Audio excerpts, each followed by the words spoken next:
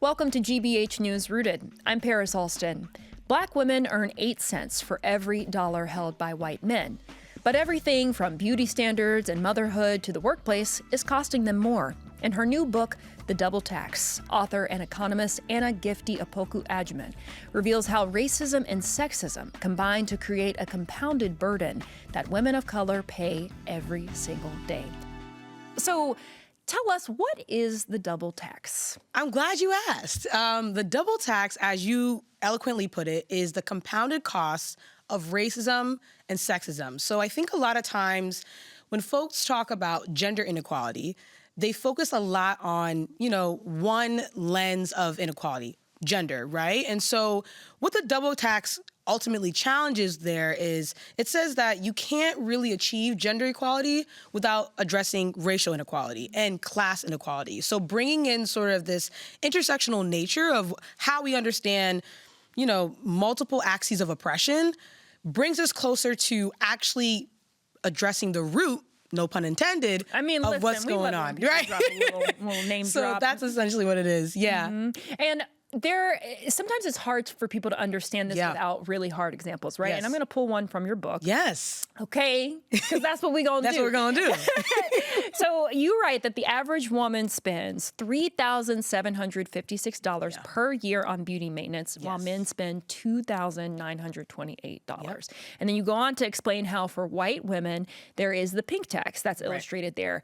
But then you dig deeper and explain how black women are paying even more than that almost $4,000 per year, right? And that's, you have beautiful braids. Yes, as do you. Yes, thank you. But we know this isn't cheap necessarily. This was $250. So that's on the cheaper end. This was $400.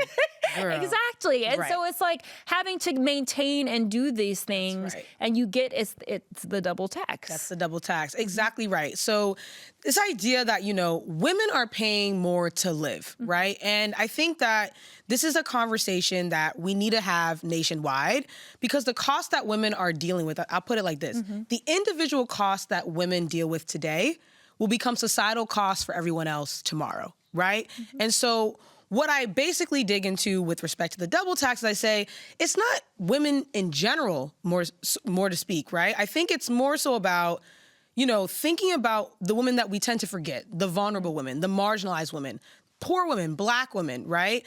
These are groups of women that are really bearing costs just to sort of get through their daily lives. And so you brought up hair as an example, hair and beauty.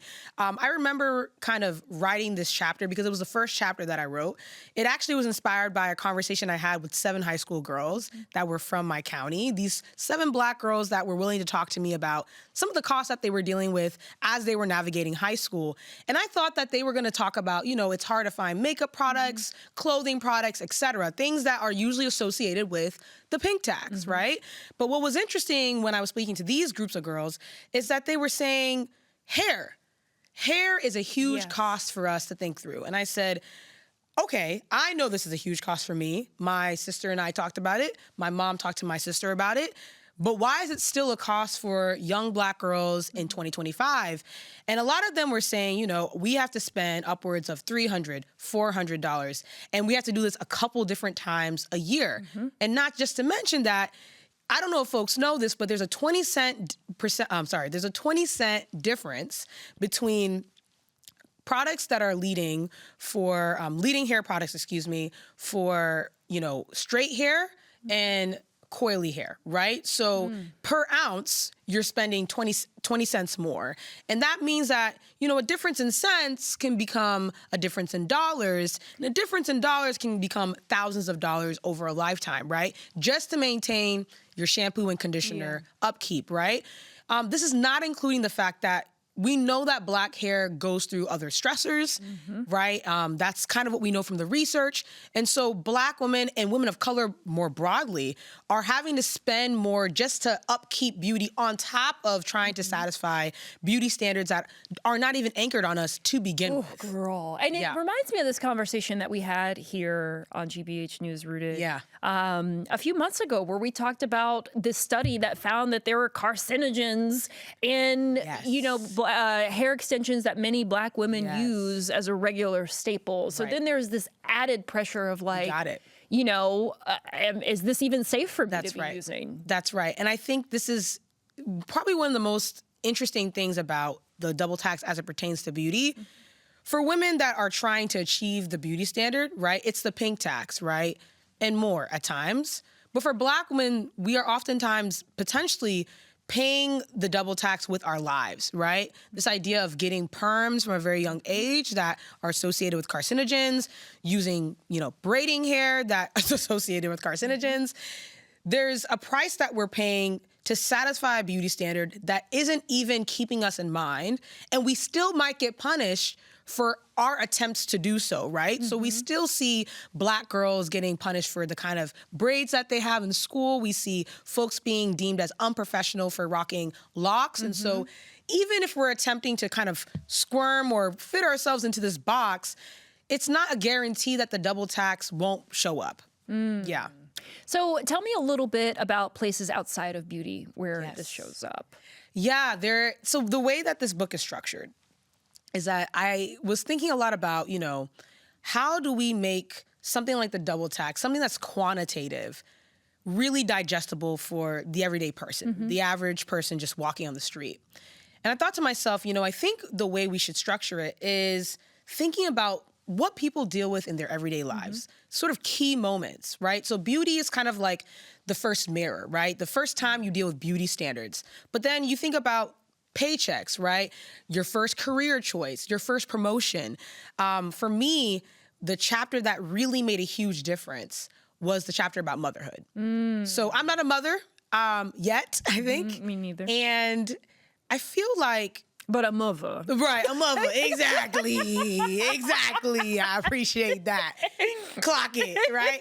And I feel like that chapter, right, and it comes right after the homeownership chapter, it really changed my brain chemistry. Because I think that one, at baseline, I don't think folks are having an honest conversation about what motherhood costs, right? So you're having a lot of people talk about more people have to have, more women have to have babies. More women have to become mothers, right? And they're not, really getting into what women have to give up to choose motherhood. And what people aren't really being honest about is that women who choose motherhood are punished, and women who don't choose motherhood are also punished, right? You're punished in a social stigma way, right? But the costs around motherhood are really interesting because you have childcare, you have childbirth, you have child rearing, and these all come. And we often pay a physical tax, right? Sometimes, in some cases, even higher with childbirth. Exactly, right? Your body is literally being taxed, and your pocketbooks are being taxed as well. And the gag of the matter is, when you look at how much childcare costs, we're talking like $15,000 to about, over $20,000 per year on average.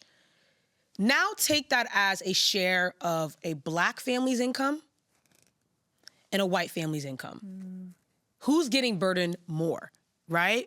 Now, granted, there's different ways in which people are sort of meeting the childcare need, but the reality is we're not giving mothers paid family leave, so folks have to go back to work and make a living, and so their kids have to be taken care of by somebody. Right? And they don't have family by, or they don't have a good relationship with their family, then they have to do something like childcare.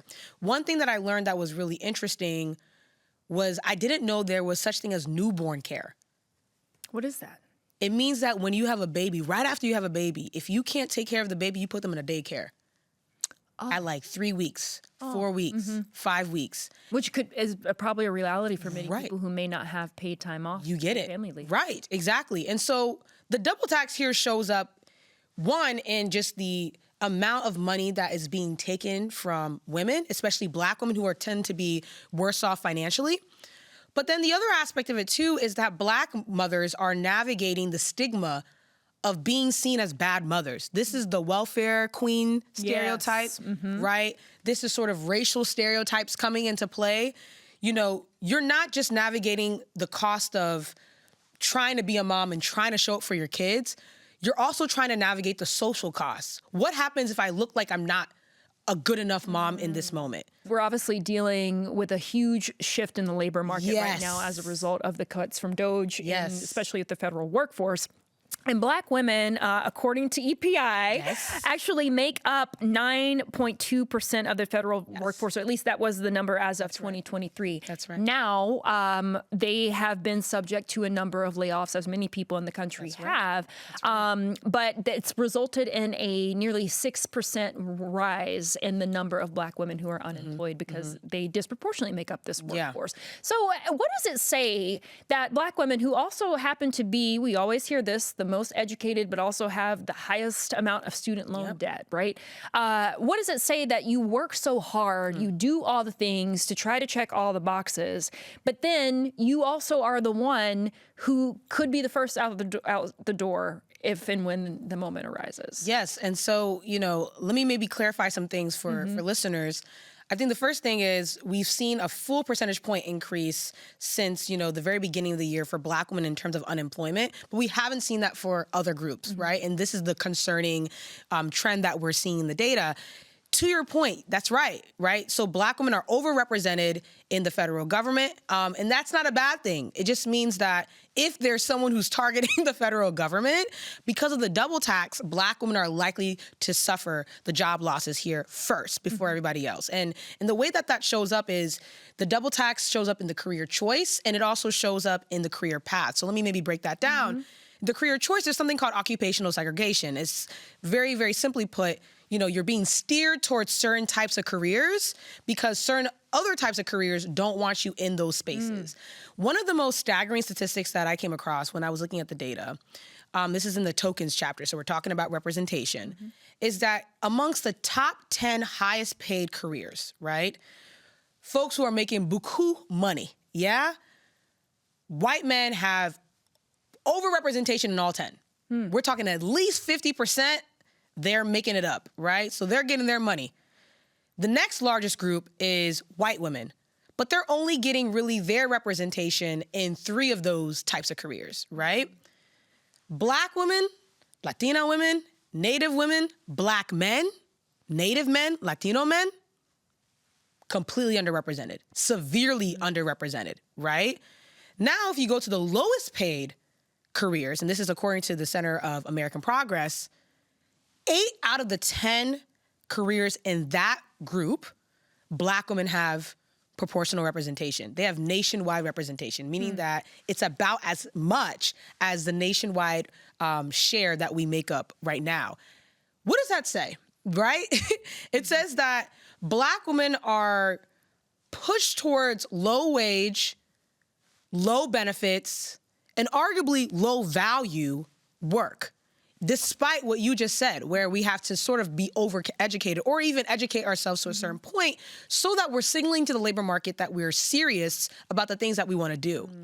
And what are some of, I guess, maybe just some of the top few of what those careers would be? Some of the top paid careers, physicians, engineers, folks in computer science and tech, right? The lower paid careers, childcare, right? Sometimes education in certain spaces. I think we were thinking about like sort of folks who will serve you at the movie theater. That was the only place where men had a higher representation than women. But ultimately, I think the fact that Black women tend to be in those types of careers, not by choice really, right? A lot of times we're overqualified for the jobs we do. But because of societal circumstance, that means then when we add the next double tax to it, the double tax and career path, you run into a situation where 300,000 Black women are exiting.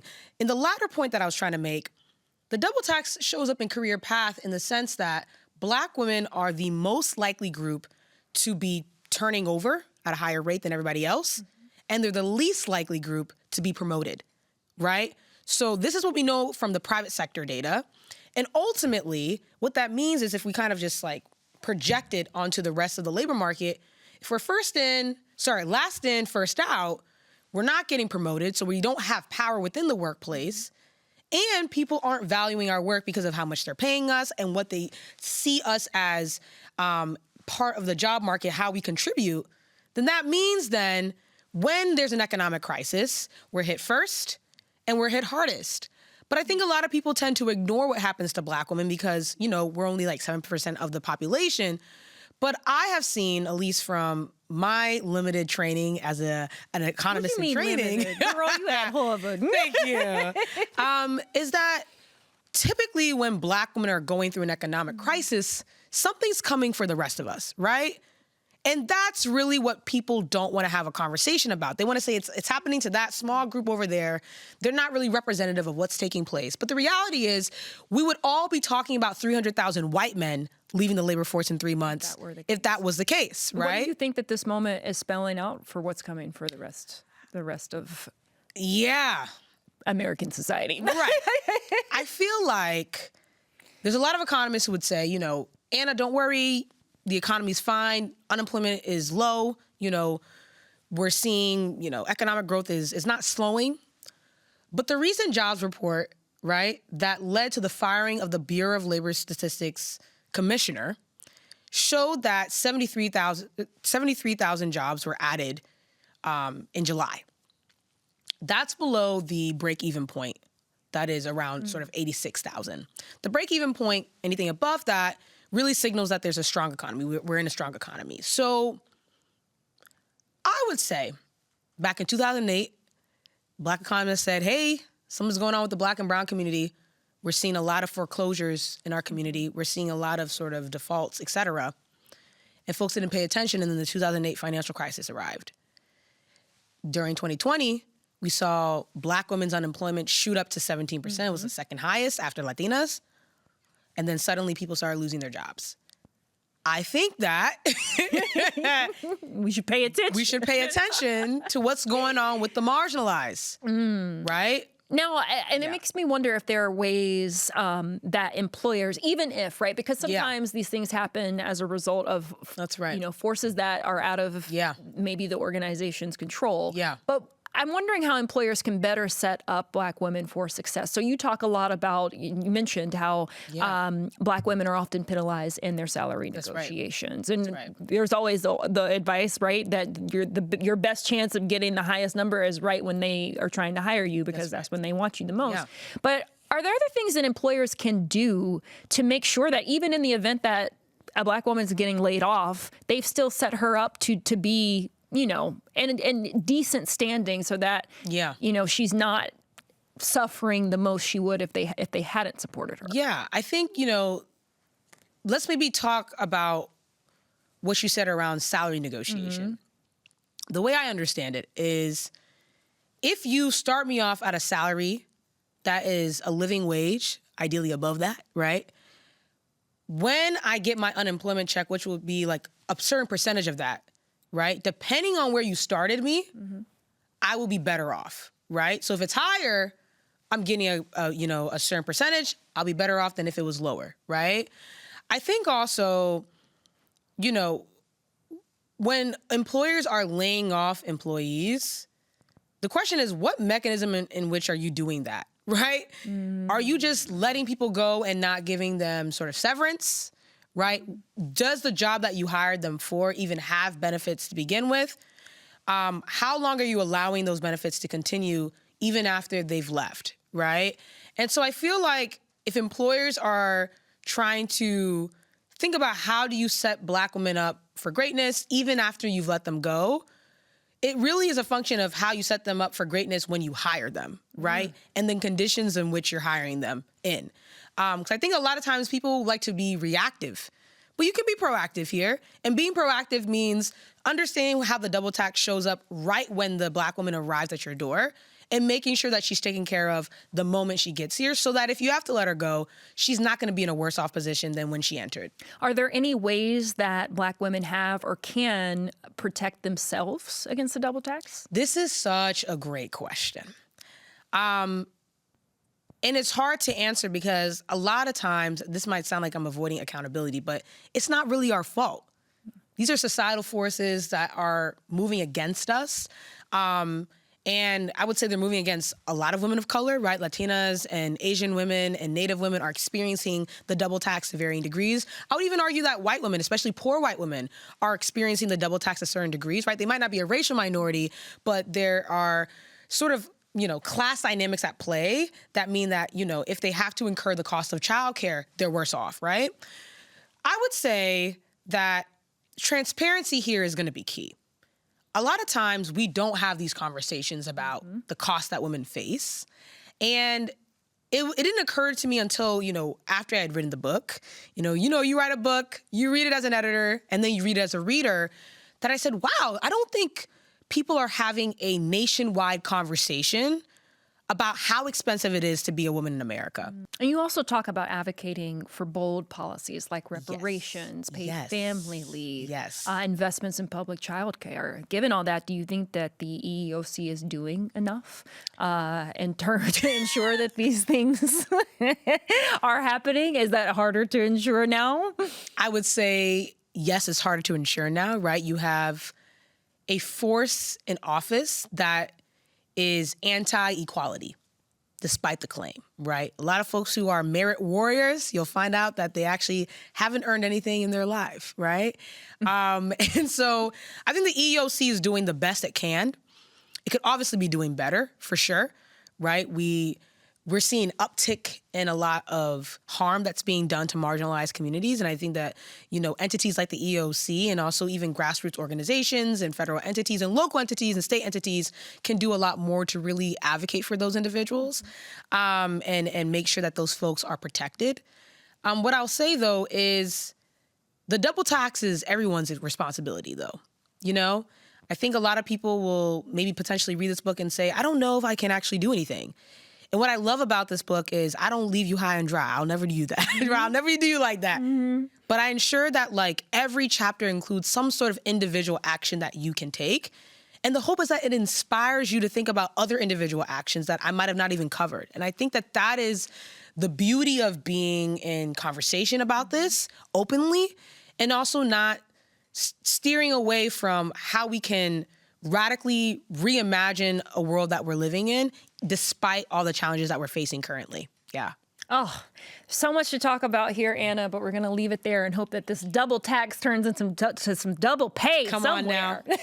I know that's right. Yes. Okay. And your work certainly challenges us to look beyond the surface and recognize where these costs are showing up. So thank you. Thank you. This was such an amazing conversation, and I'm so grateful to GBH News, Rooted, and all the folks who have been helping behind the scenes. So thank you so much. Thank you.